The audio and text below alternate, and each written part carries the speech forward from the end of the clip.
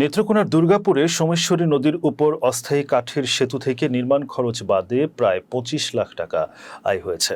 শনিবার দুপুরে এই অর্থের ব্যয় সংক্রান্ত বিষয় নিয়ে দুর্গাপুর প্রেস ক্লাব মিলনায়তনে সাংবাদিকদের সঙ্গে মতবিনিময় সভা করেছে সেতু কমিটি।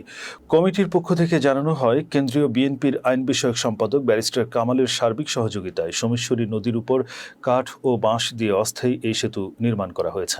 দুর্গাপুর শিবগঞ্জ ঘাটে নির্মিত সেতুর ব্যয় হয়েছে প্রায় ১৫,৪০,০০০ টাকা আর আয় হয়েছে ২৪,৮৭,৬০০ টাকা। প্রিয় সাংবাদিক ভাই ও বন্ধুগণ, আপনারা অবগত আছেন যে দুর্গাপুরের অনেক সমস্যার মধ্য দিয়ে শিবগঞ্জ দুর্গাপুর খেয়াঘাট দিয়ে নদী পারাপারের অন্যতম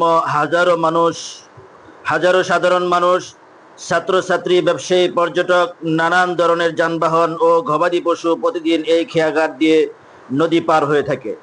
মিস্টার কাইসার কামাল মহোদয়ের পরামর্শ ও সক্রিয় উদ্যোগ ও আর্থিক সহায়তায় শিবগঞ্জ দুর্গাপুর খেয়াঘাটে একটি অস্থায়ী কাঠের সেতু নির্মাণ করা হয়।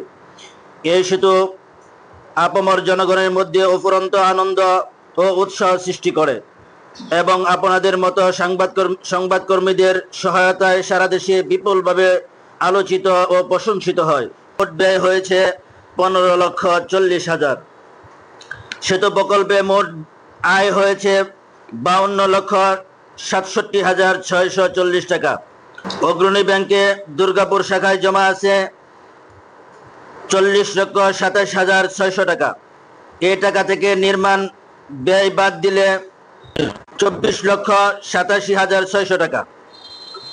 আপনাদের জ্ঞাতার্থে আমরা জানাচ্ছি যে উল্লেখিত আয় ব্যয়ের বাইরে একটি টাকাও আমরা অন্য কোথাও ব্যয় করিনি।